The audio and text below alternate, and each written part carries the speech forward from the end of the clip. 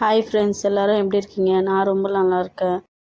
என் சேனலை சப்ஸ்கிரைப் பண்ண எல்லாருக்கும் ரொம்ப ரொம்ப நன்றி. வாங்க வீடியோக்குள்ளே போகலாம். இப்போ இந்த வீடியோவில் மிளகா தனியாக எப்படி அரைக்கிறதுன்னு சொல்ல போகிறேன். நான் சொல்கிற அளவில் மிளகு, சீரகம், தனியா, கடலைப்பருப்பு, மிளகா தனியாக கூட போட்டு அரைச்சி பாருங்கள். உங்கள் மிளகாத்தூள் ரொம்ப ரொம்ப சூப்பரான டேஸ்ட்டில் வரும். மிளகா தனியாக ஒரு நாள் ஃபுல்லாக நல்லா வெயிலில் காய வச்சு எடுத்துக்குங்க. துணி போட்டு அது மேலே கொட்டி காய வைங்க. அப்படி இல்லைன்னா அரிசி பயிருக்குள்ள அதை கட் பண்ணி போட்டு காய வச்சு எடுத்துக்குங்க. நல்லா வெயிலில் இருக்கணும். இது நீங்கள் உடைச்சிங்கன்னா அப்படியே உடையணும். அந்தமாரி காய வச்சு எடுத்துக்குங்க. நான் காஞ்ச மிளகா லைட்டாக தான் டச் பண்ணேன். அது உடனே பட்டுன்னு உடஞ்சிச்சு பாருங்கள். அந்தமாரி நல்லா வெயிலில் காய வச்சு எடுத்துக்குங்க. அப்போ தான் மிளகா தனியாக நைஸாக இருக்கும். நம்மளுக்கு குண்டு மிளகா விட நீட்டு மிளகா எடுத்திங்கன்னா காரம் கரெக்டாக இருக்கும். நம்மளுக்கு குண்டு மிளகா கொஞ்சம் காரம் கம்மியாக இருக்கும். நான் இப்போ மிளகா 1 கிலோவும் தனியா 2 கிலோவும் எடுத்திருக்கேன். இது எனக்கு 6 மாதத்துக்கு வரும். உங்களுக்கு எப்படின்னு பார்த்துக்குங்க. உங்களுக்கு கொஞ்சம் காரம் அதிகமாக வேணும்னா 1 கிலோ மிளகாவுக்கு 1.5 கிலோ தனியாக ஆட் பண்ணிக்கோங்க. நாங்கள் கொஞ்சம் காரம் கம்மியாக சாப்பிடுவோம், அதான் இந்த அளவு சொல்கிறேன். இது கூட இப்போ சேர்த்து அரைக்க வேண்டிய பொருளை நான் இப்போ சொல்கிறேன், நோட் பண்ணி வச்சுக்கோங்க. மிளகு 100 கிராமு, கொம்பு மஞ்சள் 50 கிராமு, சீரகம் 100 கிராமு, கடலைப்பருப்பு 200 கிராமு. இப்போ இந்த எல்லா பொருளையுமே நம்ம பொன்னிறமாக வறுத்து எடுத்துக்கலாம்.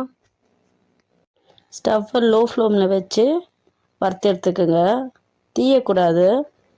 கொஞ்சம் கை பொறுக்கிற சூடு அளவுக்கு வர வரைக்கும் எடுத்துக்குங்க. ஒரு 2 நிமிஷத்துக்கு கை விடாமல் கிளறிட்டே இருங்க, இல்லைன்னா அடி பிடிச்சிரும். அப்போ தான் எல்லா பக்கமும் சூடு பரவும். கிளறிட்டே இருந்ததா, இல்லைன்னா நீங்கள் அப்படியே வச்சுட்டு இருந்தீங்கன்னா ஒரு பக்கம் மட்டும்தான் சூடாக இருக்கும், ஒரு பக்கம் சூடு ஏறாது.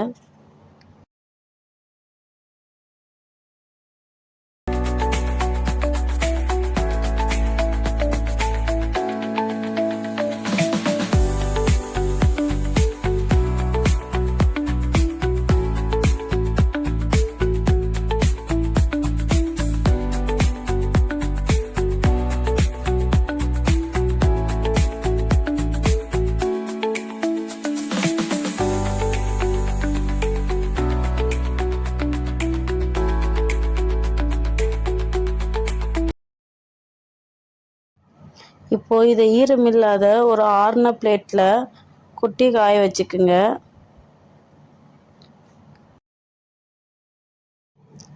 இப்போ மிளகு 100 கிராம் எடுத்து வச்சோல, அதை இது கூட ஆட் பண்ணிக்கலாம்.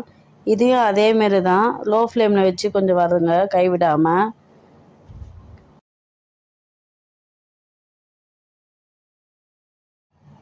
இதை கொஞ்சம் கையில் எடுத்து இப்படி பிடிச்சி பாருங்கள். கை பொறுக்கிற அளவுக்கு சூடு இருந்ததுன்னா இதை தட்டில் கொட்டி ஆற வச்சுக்கலாம். நம்ம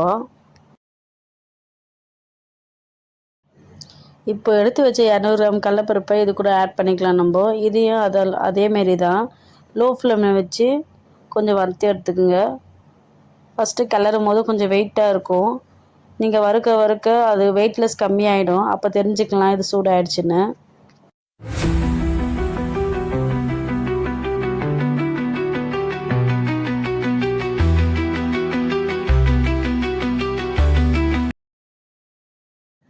இப்போ இதையும் தட்டில் கொட்டி ஆற வச்சுக்கலாம். நம்ம கொம்பு மஞ்சள் 50 கிராம் எடுத்துக்கோங்க.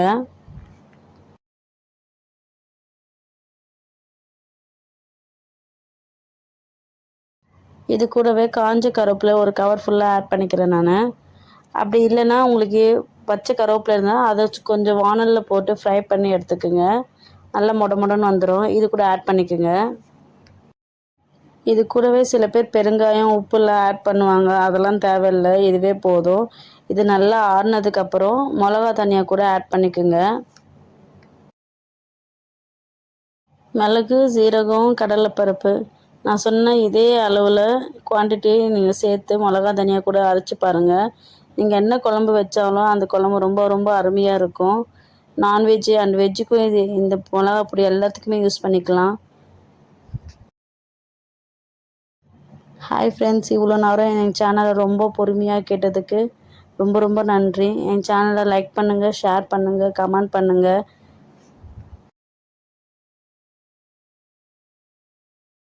என் சேனலை சப்ஸ்கிரைப் பண்ணிவிட்டு பக்கத்தில் இருக்கிற பெல் ஐக்கனை கிளிக் பண்ணுங்கள்.